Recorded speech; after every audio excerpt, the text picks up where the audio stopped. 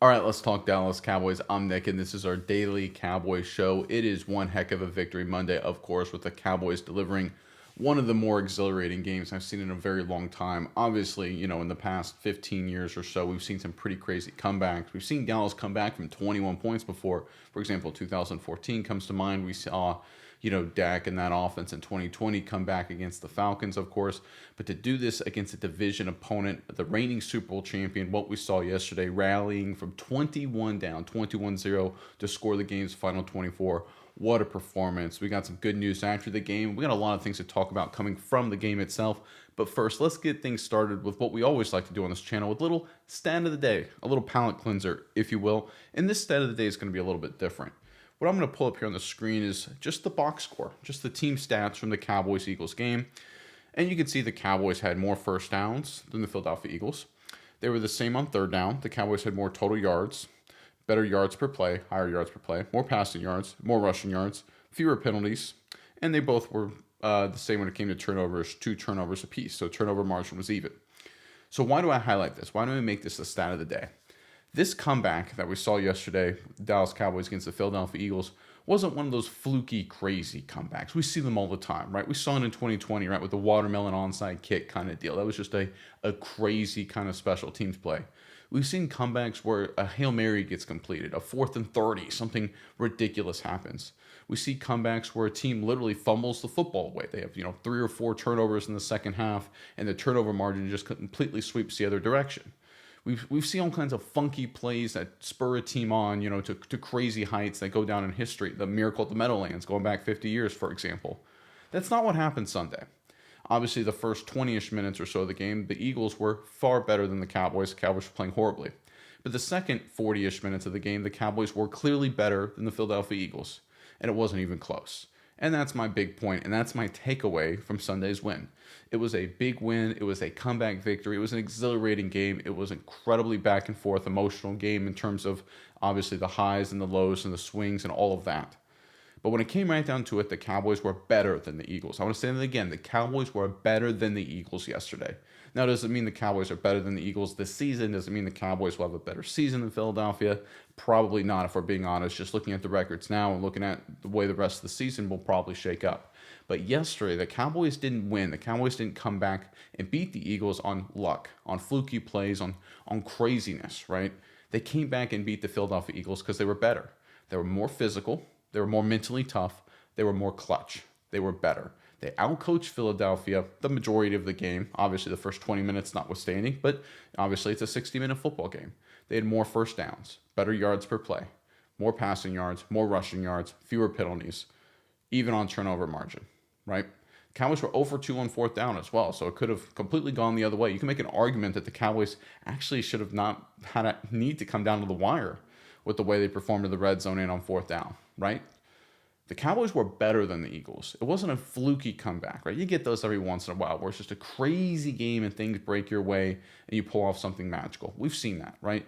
You remember 2007 in that Monday Night Football game against the Bills where Romo had a million turnovers and the Bills were playing their first Monday night game in, I don't know, a decade or something like that. And the Cowboys came back at the end, cut it to 2, and got an onside kick and won on the walk-off, right? That was, I won't say that was a fluky win, but it had some crazy moments. It was a game the Bills were totally the better team than Dallas, 40-ish, 50-ish minutes of that game.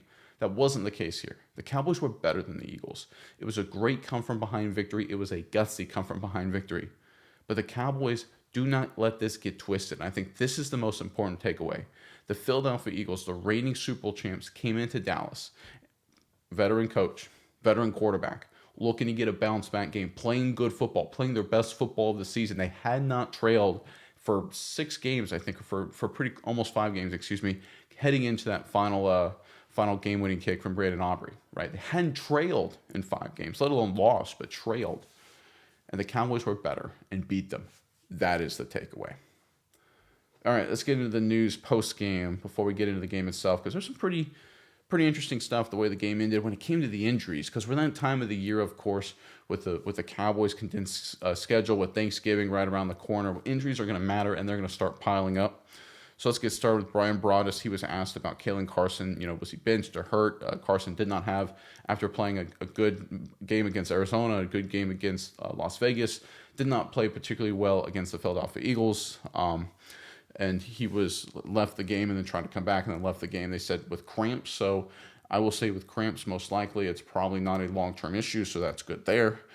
John Machota wrote that the Cowboys wide receiver George Pickens had his left lower leg wrapped while in the post-game locker room. Just a little contusion, like a bruise. It's not too bad, so that's obviously good news there. He was a little banged up towards the end of the game, and listen, war of attrition, long game, got to play Thursday. So getting some good news there. Doesn't appear to be anything that will affect his availability for Thanksgiving. And then John Machota also wrote Cowboys defensive tackle Quinnen Williams on how he was feeling after the game. Saquon did get me. My ribs are kind of banged up right now. I'm going to do some treatment, rehab, and things like that and get ready for Thursday. So sounds like he's banged up, but it sounds like he should be ready to go for Thanksgiving. So this is good news there across the board. No word on Guyton yet at the time of this filming. So, obviously we don't know how serious that injury is. Most likely if he couldn't return to the game, and he probably isn't going to play Thanksgiving, but Nathan Thomas stepped up and did an admirable job. And Nathan Thomas is a guy who's played, some football this season, has done some good things. So while that's not ideal to be down a starting tackle, worse things can happen, at least when you look at depth for the Dallas Cowboys. So it looks like the injury bug and the injury issues that the Cowboys do have leaving this game do not appear to be anything that's catastrophic or anything actually even serious long-term. Obviously, we'll have to wait for more information, more feedback over the coming next couple of days. But this is good news, right? Because one of the things that can happen for the Cowboys, and the Detroit Lions fall into the same bucket, and ironically, the Cowboys and the Lions, because the NFL is awesome at scheduling, are playing, instead of getting a long bye after Thanksgiving, that mini bye that people talk about, they play the following Thursday. So it's one of those things where the Cowboys and Lions don't get a break. They don't get the advantage of the mini bye until the following week, which means they're going to be absolutely battered and bruised when they play each other 7 days after Thanksgiving. So credit to the NFL for putting both Detroit and Dallas in a tough spot there physically. So now it's going to come down to attrition. It's that time of the year. It's that time of the Cowboys schedule where you have these, short windows between games. Obviously Thanksgiving. It's always fun to watch the Cowboys play on Thanksgiving, but the injuries do pile up. But it looks like there's nothing too severe there for the Cowboys. Obviously Pickens coming back into the game and delivering that final clutch catch was good for making us feel warm and fuzzy about his availability on Thursday. And of course, Quinnen Williams finished out the game, left the game, came back. So good stuff there in terms of the stars. Something to keep an eye on with Kalen Carson, because cornerback depth is an issue, right? Obviously, you let Elam go. We talked about that. You still have Bridges who can play. Of course, Butler eventually will come back off IR. Or NFI list, excuse me. I doubt it's this week. Same thing with Trayvon Diggs. So they could be a little short-handed going into the Chiefs game. Brady Stewart playing a lot, Revel playing a lot, and of course Durant Bland with Bridges playing some snaps as well, and maybe an activation from someone like maybe Childress, maybe somebody else, right? There's going to be a lot of moves that are going to have to be made, as it is with any team dealing with injuries this time of year. But obviously, good news that there's nothing serious, right? That's one thing I always worry about, these big, emotionally exhausting games. You get a big win, but you have a star player out for a long time. It can kind of put a little bit of a damper on it, but good news on the injury front for the Cowboys. All right, let's get into the game itself. All right, so my thoughts. Obviously it was a roller coaster ride, and you can see I posted on the screen, or I got it on the screen in front of me here, the post from Next Gen Stats talking about the win probability as it tracked throughout the game. Dallas trailed 21-0 at the 5:07 mark of the first half, and then Dallas scored, the next 24 points, of course, and won the football game. It was just a wild back and forth affair, certainly after the second half. And you can see the Cowboys just kept plugging along after a disastrous first 20-ish minutes. I mean, everything that could go wrong did.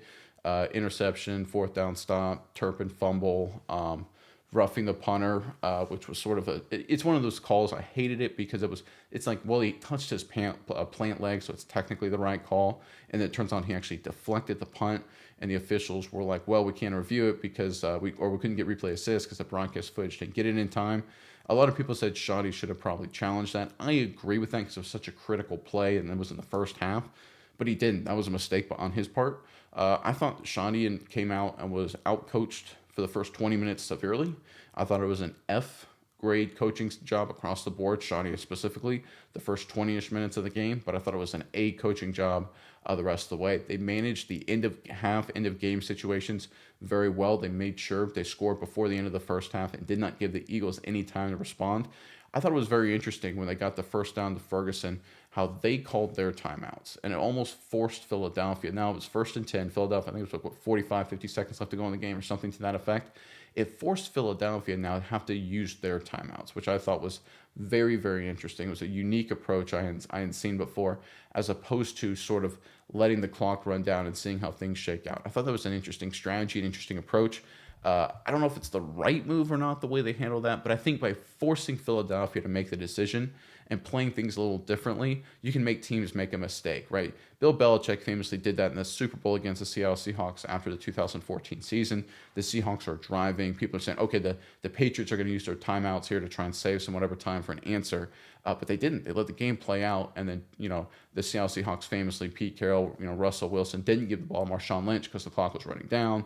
They're trying to be mindful of the clock. So they throw a pass that's intercepted. The Patriots win the Super Bowl. When you force the opposition to think and do things differently outside of a normal schedule, sometimes they make mistakes. And the Eagles got caught a little bit, right? I think they were a little surprised. And then they had to switch their mindset up. Instead of like, okay, the Cowboys are going to play this way per this playbook, the Cowboys switched it up on them. And listen, they were able to get Pickens an opportunity to make a big play that put them in field goal range. And how about the way they handled the final 30-ish, 40-ish seconds with the kneel downs? The Eagles did a great job calling timeout when they did, got another kneel down in, spiked it. I mean, it was just good execution, right? And I think the end of game management under Shoddy versus Mike McCarthy is very clear improvement than it was in years past. So that's an A+ job right there.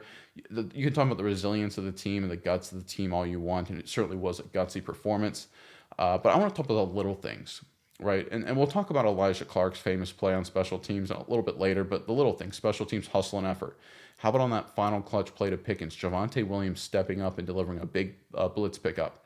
It's the little things, right? How about it's the effort on Overshown on defense, breaking down, limiting Saquon Barkley on some of those short checks downs to get the defense in favorable situations on third down to get them off the field in their comeback, right? How about Jadeveon Clowney's effort on one third down to help make sure Jalen Hurts doesn't run for a first down, right?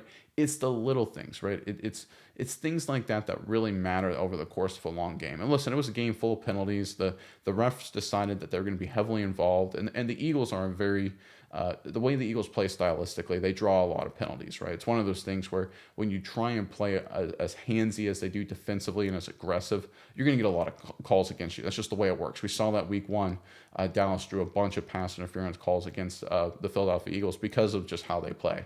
And I think we saw a lot of that. And I think the Eagles, when they had a few injuries of their own in their secondary, they just could not stop Dallas. And again, it goes back to what I said opening with the stat of the day. The Cowboys were better than the Philadelphia Eagles, right? Obviously, it was a disastrous start to the game.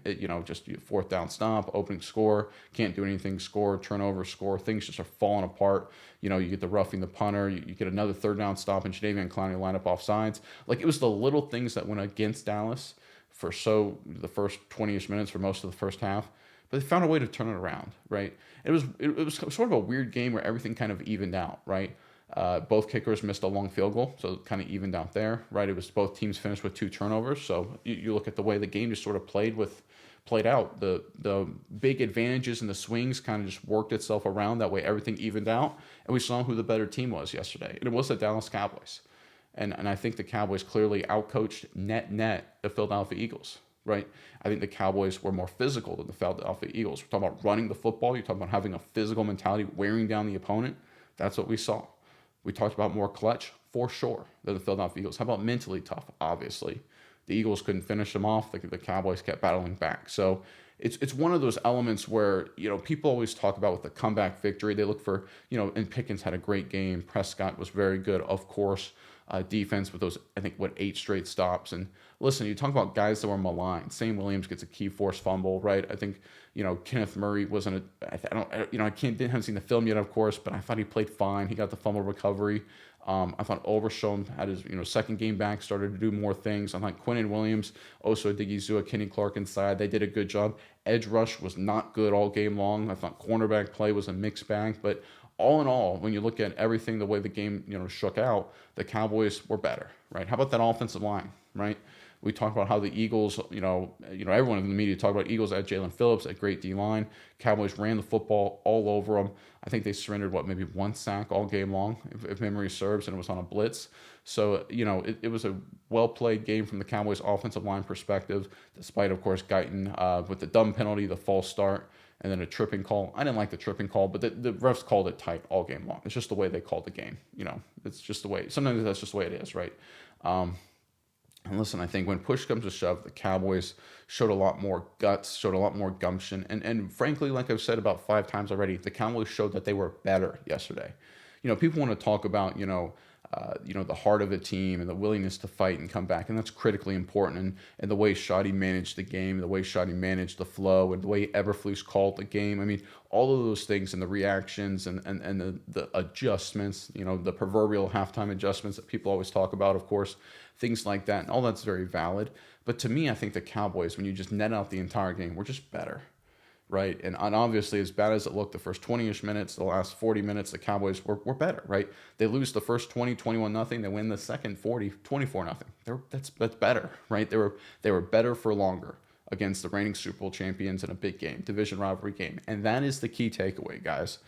There's a lot of things to work on. You can find a lot of things to nitpick. And listen, you play a good team, nothing's going to be perfect, obviously. And, a lot of mistakes, a lot of, oh boy, kind of moments in there, of course. CeeDee Lamb has the Eagles are living in his head for some whatever reason this year. I mean, he's obviously, such a good player and done so many good things for the Cowboys this season and in the past. But for whatever reason, 2 games against Philadelphia, and he just can't seem to get out of his own way. But obviously, Pickens was monstrous. Ferguson, obviously had a nice game. That fumble that went out of bounds, what a break there. That could have been a disaster, of course. But it was just a great win across the board. And I look at a win like this, and my first thoughts after the game is, obviously it was just the way the game just played out, just a crazy effort, crazy just flow, and what a turnaround, was that this is something that we should definitely enjoy, right? We should definitely enjoy a moment in a win like this, because you don't get a lot of them, right? Obviously, you talk about 21-0 comebacks. Listen, had one in 99, one in 2014. It's 2025. So we're talking about one every 10 to 15 years. So what we saw was special. To do it against a division rival, right? A good team, obviously, in the Philadelphia Eagles, reigning Super Bowl champs. You don't get this a lot, right? Obviously, and it's something to enjoy. And there's some people, and I've already got some of the comments queued up when we get to that part of the show, that have their concerns and their issues and their complaints, and that's fine, that's valid. But I will say to this out there, to everyone, make sure we enjoy this, because you don't get a lot of moments like this. You don't. Obviously, you get one every 15 years if you're lucky. Certainly not one against the reigning Super Bowl champs. So these are the kind of wins you enjoy. I talked about enjoying Monday Night Football and the victory against the Raiders, the dominating performance last week, and I said, enjoy this one, guys. And I think this is also one we should enjoy, for sure. All right, this next post is from Pat McAfee, obviously the famous host of the Pat McAfee Show. He said, that rep from Elijah Clark, on that punt coverage for Dallas is teach tape on being an absolute dog. I'm sure everyone has seen it. Clark, as the gunner, was basically put in the dirt twice, turf, I guess I should say, to be correct. Got up, hustled, never quit, ended up forcing the fumble, right? And it was been just going around every single person on social media, every single NFL account, every single coach, everyone is sharing it. Personality as just an example. What an effort! What a heart play from Elijah Clark, and it's 100% true that it is. And I want to highlight this because I think it's really important to talk about these individual little things, like what makes a comeback, what makes a team, what leads to a win. Your star players need to step up, and you need to have execution, and you need to avoid the dumb penalties and all that kind of stuff. All that's really important. But the little things matter. And Elijah Clark's effort play, even though the Cowboys later got stopped on 4th and goal, it completely flipped the dynamic of the game. It completely set because at that point it's 21-21. The Eagles are about to get the football back, probably around their own 10. Not great field position. Still a healthy amount of time left to go. 5-ish minutes or so left to go in the game. So the Eagles, while not in a great spot, are feeling okay about themselves. But suddenly it flipped the dynamic, and suddenly at that moment, obviously the Cowboys didn't score, which was not good, of course. But at that moment, it was sort of the first time you could say, okay, this game has truly shifted 100% in the Cowboys' favor to win this thing.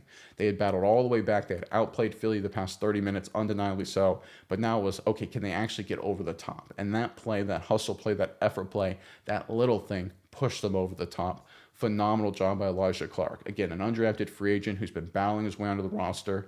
what a job. And again, it speaks to the effort and intensity of guys that are fringe roster guys, practice squad guys, right? Special teams guys. That stuff really does matter. And we saw it, of course, with Clark's incredible hustle play and incredible effort on that punt cover. All right, this next post is from Joseph Hoyt on X. It's just a picture of Jerry Jones there. You can see it surrounded by about 500,000 reporters. And then just a quote from Jerry Jones saying, "So proud of those guys, every one of them."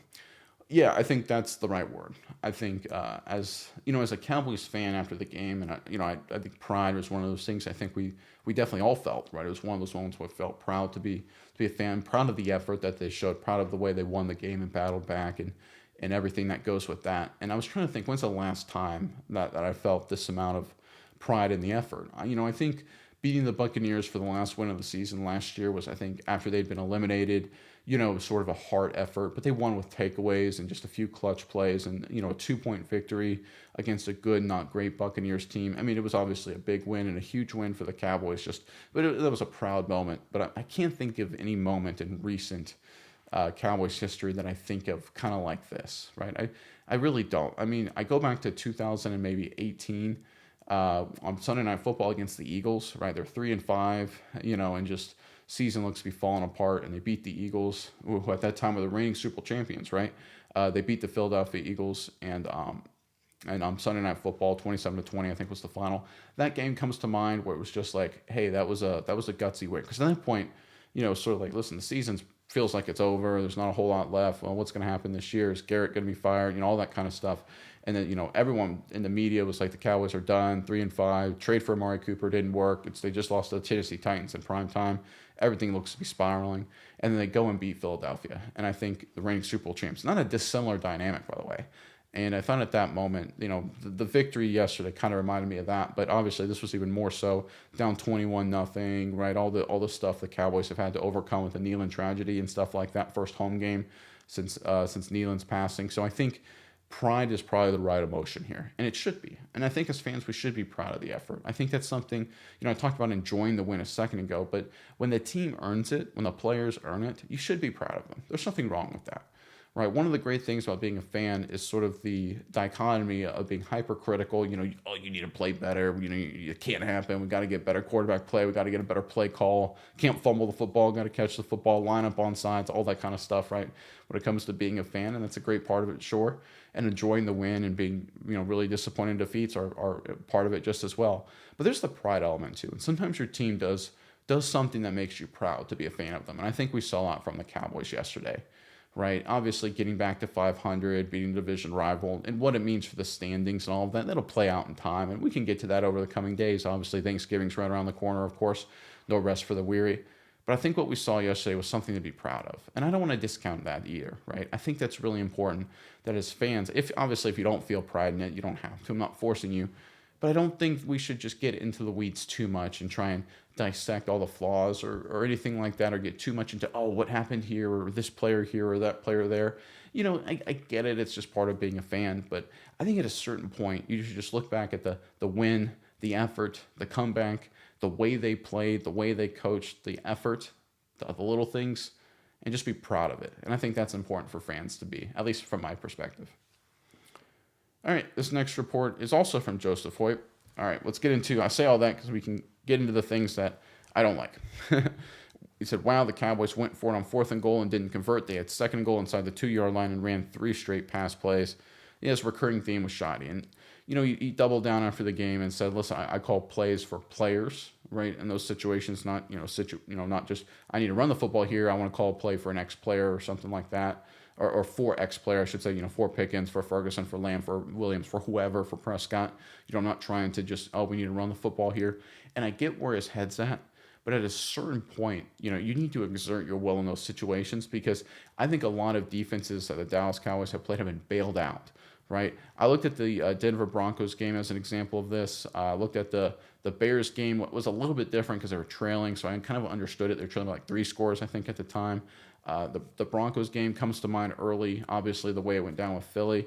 We saw some instances against Arizona, but at a certain point, the trend has showed up. And each one of those instances, I've been like, yeah, I can see why in this situation here, you may be tempted to throw the football or not run the football 2 or 3 times with Javonte Williams, but you got to commit to it, right? At a certain point, you're letting teams off the hook. You're letting them off the hook.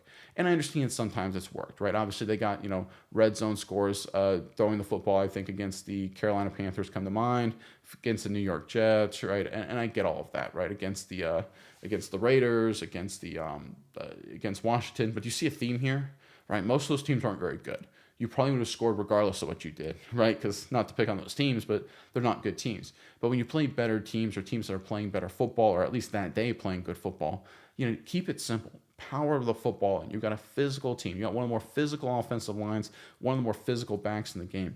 Dictate your will to them in those situations. And I think for whatever reason, Schottenheimer he just doesn't like to do it, and it's a real problem. It's becoming a real issue. The red zone issues, the execution. Now, to be fair, when you have Guyton now twice in the last 4 games, you have the ball inside the 1 and he false starts. Like, I understand that's a problem because you're like, listen, I can't, if I line up to run the football and we get a false start that kills our entire red zone sequencing. And I get from his perspective, they probably were going to run the football in both those plays. So from his mind, he called 2 running plays that probably would have scored that we're never going to see, right? I get that. And I understand that plays a role. And obviously you look at the Eagles, hyper aggressive. They're really good at defensive tackles. So you're kind of, they were beat up in the secondary. Maybe you want to attack the secondary better, right? I get all of that. Prescott playing well. I understand. So, I get the rationale from his perspective. I just don't agree with it. I get where you're coming from, Shotty. But at a certain point, you're trying to get a yard, right? You got Booker. You got Smith. You got Beebe. You got Terrence Steele. You got Guyton/Nathan Thomas. Big, strong back. Just line it up and run the football. Listen, if it doesn't work, you call out the physicality of your offensive line. You call out the physicality of Javonte Williams. And listen, it's going to happen. Sometimes it's not going to work. But you've got to at least, this is a real problem. You have to at least give the opposition the threat that you may run the ball in that situation. Even if it's just a quarterback sneak, make them at least, hey, guys, we got to at least pinch inside and condense to stop the inside run. To just get out on the edge and play action and get cute inside the 2 as often as Dallas does, that's a very, very real problem. And hopefully they solve it because this is now a theme. Again, the Bears thing, well, they were down by 3 scores. I get it. The Broncos thing, well, obviously the penalty at the 1 kind of hurt it. They probably should have ran the football, but, okay, that was a one-off. Okay, the Cardinals thing, I don't like where this is going. Okay, this is kind of an issue there. And now we're seeing it happen again, right? Again. Now it's a trend, right? I defended it when it felt like one-offs, but now it's a trend. And this is something that needs to be cleaned up. Run the rock in the red zone. You got a big, strong back. Commit to running the football. Give it a handoff to Lipke, quarterback sneak, whatever you want to do, right? Don't just abandon it when you get down in those situations, especially in key moments. All right, this next report is talking about Elijah Clark's play, and I wanted to highlight this because I think it speaks to one of the things that Shotty does so well. Nick Harris at the Fort Worth Star-Telegram, who's a great follow on X, by the way. Cowboys safety Elijah Clark was one of 4 players that Brian Schottenheimer mentioned earlier this week about players that make big plays that don't show up in the stat sheet but show up big on film. That forced fumble will show up in the stat sheet. Huge play for the rookie undrafted free agent. Yeah, Shotty called this, right? He was like during the week, he said, listen, Elijah Clark, he's doing the little things. He's doing a lot of great things for us. We're excited for what he's doing. He's becoming a really good special teams player. And Elijah Clark rewarded the praise. And I think it speaks to, again, Shawnee's mindset of not being unafraid of making changes and playing the young guys, right? Talked about how they waived Kyrie Elam before the game, the day before the game, and the changes they made personnel-wise on defense, on offense a little bit too. Of course, Jaden Blue bench, Malik Davis playing some decent football, right? It's one of those things where he's not afraid to make changes. Jalen Tolbert, healthy scratch. When's the last time that's happened, right? So you're talking about willing to make personnel changes. There's probably a few more I'd like to see. But I think what we see from Shotty in terms of the fact that you're an undrafted free agent, rookie safety, you got some starting action. Didn't go so hot, but we like what you do on special teams. You're doing a good job, and we're going to give you praise during the week. And then Elijah Clark rewarded that praise with a massive play. But you don't get there unless you have a coach that's willing to make personnel decisions, that's willing to make changes, that's willing to give young guys a chance. And I know undrafted free agent rookies, special teams, that's going to be their avenue. but you still got to have a coach that believes in you and trusts in you, right? You could still have a coach. You could still have Shoddy or Eberflus or whoever say, listen, let's put Revel there, get him up to speed and keep Elam as a starter, for example. That's what a lot of coaches would do. We'll give Revel a few snaps and Kalen Carson a few snaps, but really we're going to keep Elam on the team, and Elijah Clark, you stay on the practice squad, see if an injury happens, kind of thing. But that's not what the Cowboys did, right? They said, listen, we're going to trust the young guys. So we're going to trust Revel and Carson. We're going to roll with the punches there, take our lumps with the young guys when it happens, and we're going to put another young guy to replace him on special teams, and Elijah Clark, and Clark stepped up in a big way. Again, it goes back to that mindset of, the competitive nature that the Cowboys are trying to install, the ruthless nature, whether you're an undrafted free agent rookie or a veteran that they traded for. Whoever gives the team the best chance to win will play, will be on the roster. And Elijah Clark rewarded Schottenheimer, the Cowboys coaching staff, with one of the bigger plays, I think, of the year special teams-wise. Because literally everybody is talking about it right now. Elijah Clark, at least for a few minutes, has become a household name among the NFL media space because of his effort play. And when's the last time, by the way, just to get another point in this, the Cowboys got highlighted across the board in a positive light, like literally to a man. Everybody was like, for the game in general, but specifically for this play, where everyone's like, that's an effort play. That's a coaching play. That's a want-to play. That's a hustle play. What if the Cowboys gotten that level of praise? The only thing that comes to mind to me was 2007 against Philadelphia. Again, you got the Eagles tie-in, right? When Jason Witten gets his helmet ripped off and runs for another 30 yards, right? That's probably the last time I've seen just universal praise for a specific Cowboys hustle and effort. And look, it's been a long time. That's sort of been one of the negatives of Mike McCarthy and Jason Garrett was they never got these kind of things. They won on talent. They won on the fact they were better. If they lost, it was because they played poorly or they weren't as talented or they were outcoached. What we saw yesterday was a lot of effort, a lot of grit, and a lot of just gumption from these key players around the fringes, right? We're not talking about the stars who had phenomenal games like Pickens, of course. We're talking about guys around the edges, and Elijah Clark's one of those guys, and he stepped up in a big way, and he deserves every single second of his 15 minutes of fame. Of hope is only one part of his 15 minutes of fame. Hopefully for Clark, he has a lot more big plays going forward. All right, this next post also from Nick Harris at the Fort Worth Star-Telegram. Cowboys quarterback Dak Prescott on the team's slow start, going down 21-0. We didn't just shoot ourselves in the foot, we blew our foot off. Yeah, that's not inaccurate to say. Offensively, they were just sloppy. Prescott started the game awful. He was off. Receivers were off. Blockers were off. Timing was off. Rhythm was off. Coaching was off. You're supposed to be an offensive football team, and you go, 28 minutes without a score. And I understand it's a good defense, but you have the turnovers, right? You have fourth down stop, a pick in the red zone. Kevontae Turpin's fumble. A lot of people are like, why are they doing the receiver handoff thing? I'm like, listen, I don't hate the strategy. It worked well with Turpin when Mike McCarthy finally used it last year, right? You just got to hold on to the ball, Kevontae Turpin. And to Turpin's credit, he did have the big catch and run that kind of sparked the whole thing at the end of the first half. But yeah, for the first 25-ish minutes, it was as bad as you could possibly get for the Cowboys, for sure. All right, let's get into the comments here. This first comment is from David Dobbins, 5887. Starting with member comments, as we always do. Big shout out to our members. That's my promise to members, is I will get to every single member comment and get to every member comment first. All right, this first comment from David is, I'm beyond tired of these idiotic plays being called. First-year coach honeymoon is over. Great with schemes and culture, but game time, he's horrible. Also, put your best players out there and stop substituting all through the game. I'm over the fumbles. CD, you have one job, catch the ball. You want top dollars and do your job. Turpin needs to sit down and wait for return snaps. Stop effing passing every time in the red zone. Second game in a row, Malik looking better than Williams, DeFrost, Moffa now. Carson injured, last call up from IR on Butler. Shoddy, Lamb, and Turpin all trying to lose this game. Like, comment, subscribe, hype. Well, there's a lot to dig into there. Listen, I think that the catches with CeeDee Lamb's had a really nice season, right? He just had two disasters. This is the worst game of his career, probably, and he had like a huge game-changing 50-yard catch. So again, and he did not play well. And his second worst game of his career may have been week 1, where he had over 100 yards receiving. So again, I call it the Kobe Bryant effect a little bit, where Kobe could have a game where he make 4 or 5 circus shots and score 20 points, but he goes like 7 for 30 shooting. So that kind of is Lamb against the Philadelphia Eagles this season for whatever reason. Certainly not a good performance from him, but they were able to overcome it. Of course, that's why you have multiple guys. That's why it's a team game. The passing in the red zone, yeah, talk about that. You gotta run the football, pound the rock a little bit more. That's something I agree with you there. Malik looking better than Williams. When you have a physical back and a physical offensive line, you wear down the opposition. It's why Tony Pollard looks so good for the Cowboys when he wasn't the number one back, because teams were worn down with Elliott, and then you enter Tony Pollard, and then he just gashes them. So there is that effect going on. So it's something to remember for sure when you see Malik Davis have a few nice runs. He had a 20-plus yard pop, where it's like, listen, a lot of that is because Javonte Williams and the physical O-line is wearing down the opposition.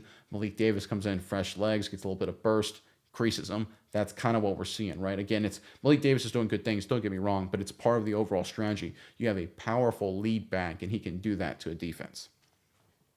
All right, this next comment is from Milton Harmon, 1458. The Cowboys have a kiosk, or used to anyway, at their practice facility in Frisco that you can input where you are from and see on a world map where people have come to check out the facility. We are worldwide. I mean, in Asia, Africa, Europe, Australia, and South America. You can even zoom into different countries and cities. Yeah, if you look at the global sports brands that America has, it's the Yankees, it's the Los Angeles Lakers, it's the Dallas Cowboys. And I wouldn't be surprised if the Cowboys were the most powerful, right? The star, the glitz and the glamour, American football. No other country has serious football, right? Other countries have basketball, right?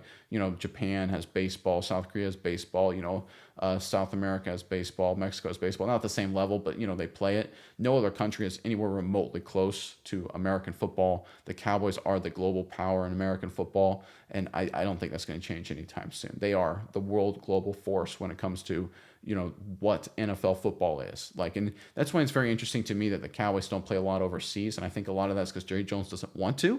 And I don't disagree with him. I think playing overseas puts a lot of stress on the players. Although it's probably fun for the players in some ways, doing that kind of trip is certainly not ideal for them, for their bodies, recovery, and things like that.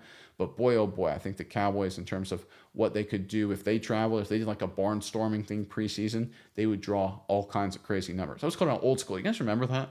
When NFL teams, and I think NBA teams should do this as well, where they go like to Japan or they go overseas and play a bunch of preseason exhibition games, which kind of draw up interest and things like that. Don't get that anymore, right? In any league, right? Certainly maybe a little bit in basketball, individual players will do it, but don't really do it in the NFL at all. I remember they used to, because I think they used to play a preseason game in Japan every year, and they just kind of went away from that. It's kind of interesting.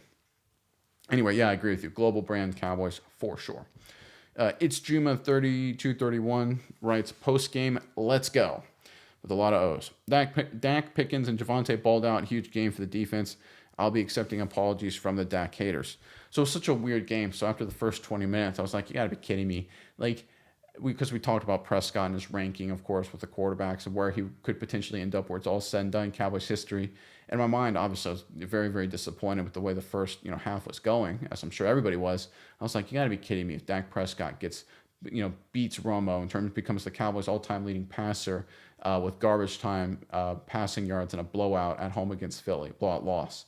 I'm like, gosh, come on. And it turns out he got breaking the record in a massive 21-point comeback.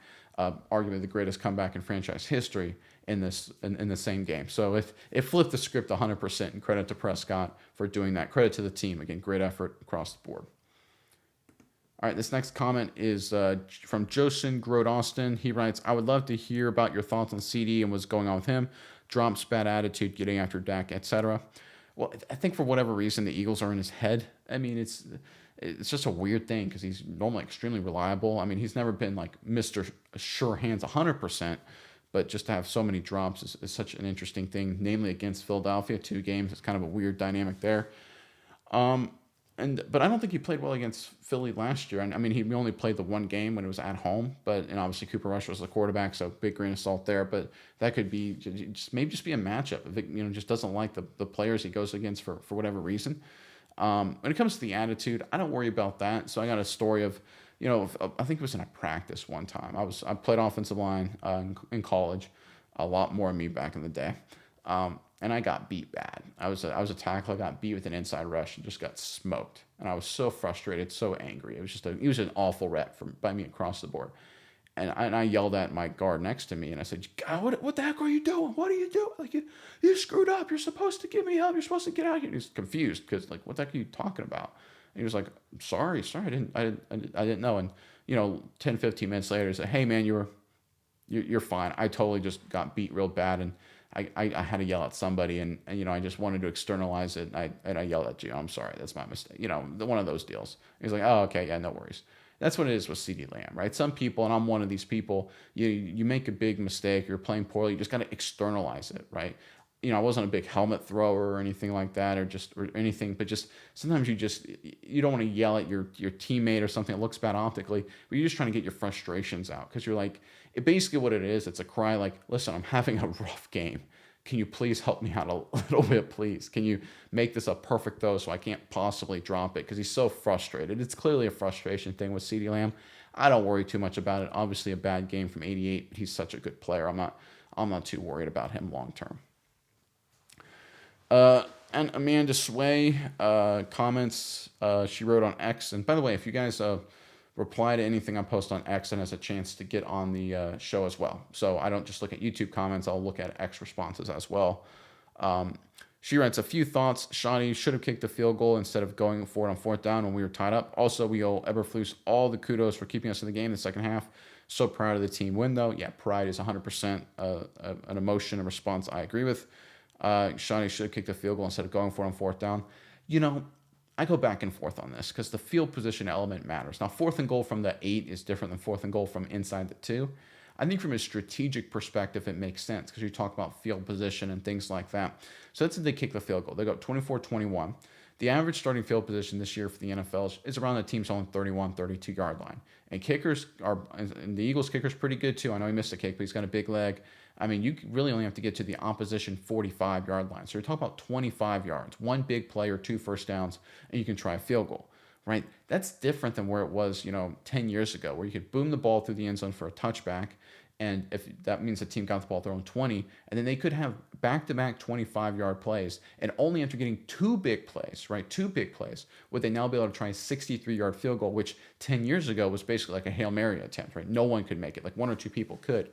But it's a completely different world right now with the kickers and the K-ball changes and the kickoff change rules. And of course you got the way the game is called in terms of officiated on defense.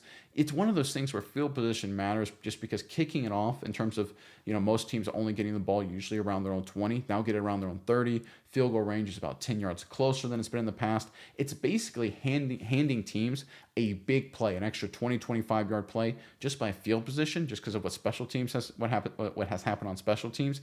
It changes the calculus. So I don't hate the strategy. I hate the execution, and I hate the play calling. In other words, I like the strategy. I hate the tactics. That is my problem with Schottenheimer in the red zone, certainly in that sequence. And Eberflus stepping up, yeah, credit where credit is due. Back-to-back, A+ games from Eberflus in the defense, right?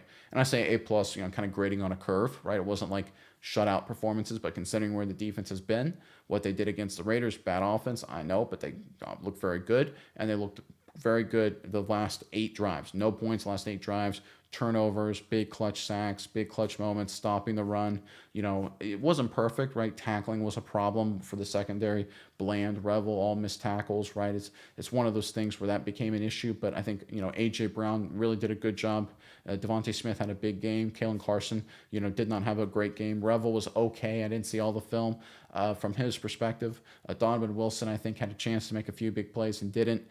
So I look at this game, and I don't think it was like an elite all-world performance, but the way they fought, the way they battled, the way they got the win, coming up with clutch stops, I think when you grade on a curve, A+ job from Matt Eberflus, right? And again, that's what we wanted to see from this defense. We wanted to see improvement. We wanted to see, can this team play better? And that's what we've seen 2 games post-trade deadline. We'll see what happens going forward. Wajo021 writes, I like how you give examples and data to go along with your opinions. Becoming my favorite Cowboys content creator. Keep up the good work. Thank you very much for the comment and the nice words. I try to give some context. I hate just saying just random things out loud like, oh, here's my opinion and here's, blah, blah, blah. I don't like those people on TV when they do that. And I always felt that was frustrating. Like, it'd be different if a former player has an insight into something he knows a lot about. That's one thing. But if it's just like a random commentator who just says, this wide receiver stinks or this quarterback stinks or whatever, I'm like, okay, that's cool. ESPN radio guy. Why is that? It's just... So I always try to provide some context and provide some rationale behind my thoughts and opinions. So thank you for the comment. Crimson7 writes, great video as always. Curious about your thoughts on Tolbert and where he is right now. To me, he's kind of faded away in the offense, but I could just be blind. I like the guy, but somehow, some way he's clutch. Wish him the best. You're not blind, brother. You got it 100%. He's a healthy scratch. Against the Philadelphia Eagles, he did have that clutch play against the Green Bay Packers, and he led the team in receiving touchdowns last season. So it's Obviously, different dynamic last year than this year, of course, with Pickens and Lamb being healthy and Ferguson back to full speed and Shoddy in the offense doing some big things. But I do think he's sort of fading. I do agree. And I think he's one of these guys where he would have a moment, like you said, where it's like, God, it's a clutch play. Like, can he become anything? And he just could never piece it together. And I think the Cowboys are sort of done with how he plays in those situations. Like, yeah, man, you're a clutch guy. You're a good team guy in the situation, but on a snap-by-snap basis, you're just not as good as we'd like. And I think that's what the Cowboys showed by benching Tolbert and going a different direction at wide receiver. Flournoy getting a lot of opportunities, for example. All right, this next comment is from BetOnIt-M2P. He writes, these young players have so much heart and fight in them. Just look at the play Elijah Clark made on special teams.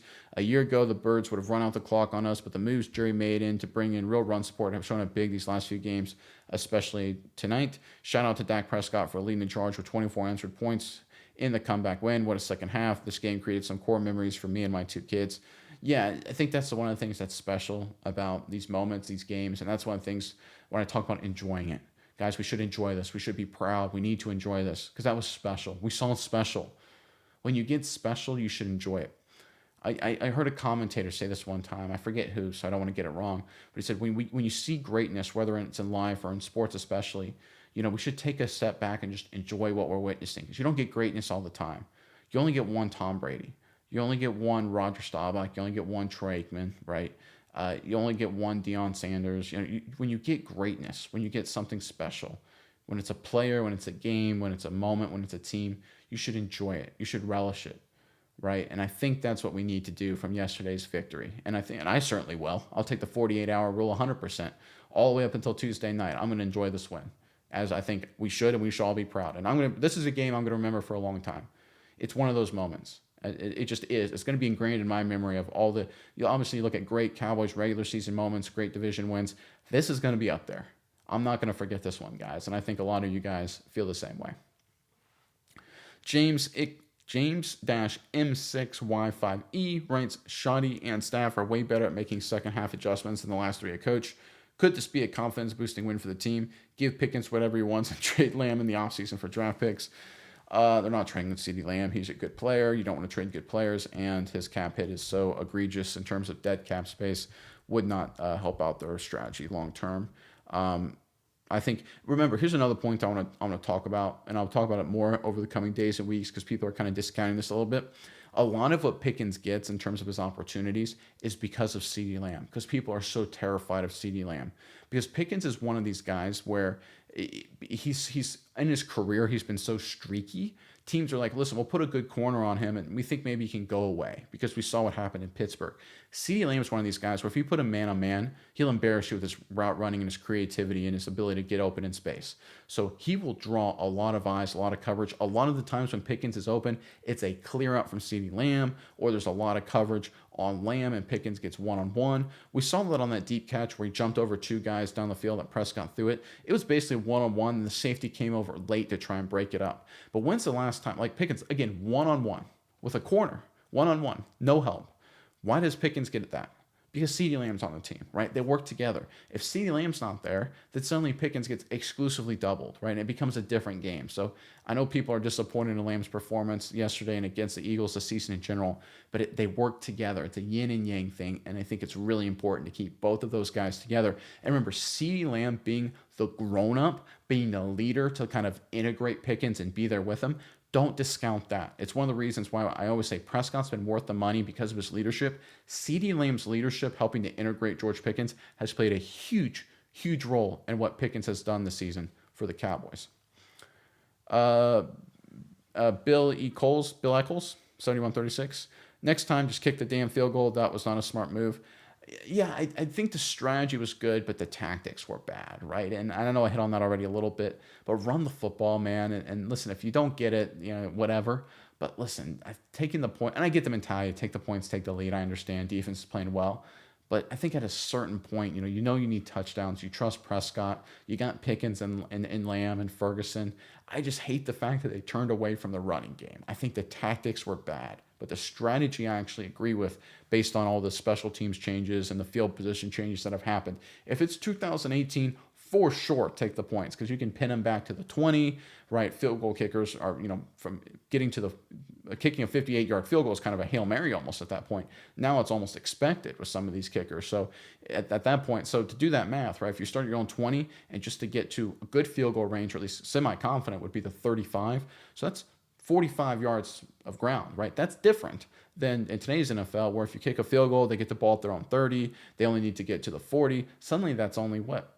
Do a little math there for me, guys. It's 30 yards, 30 yards versus 45 yards. I mean, that's not insignificant, in terms of ground to cover, especially when you consider that kickers actually feel confident from like 60, 65. So they may only need, 20 yards to get in field goal range, like we saw in Dallas, right? Remember when Dallas with Aubrey to force the overtime against the New York Giants didn't have to go very far. It's a different NFL. You got to factor that in, right? And I know it's hard. It's hard for me because I'm like, man, why are teams playing this way?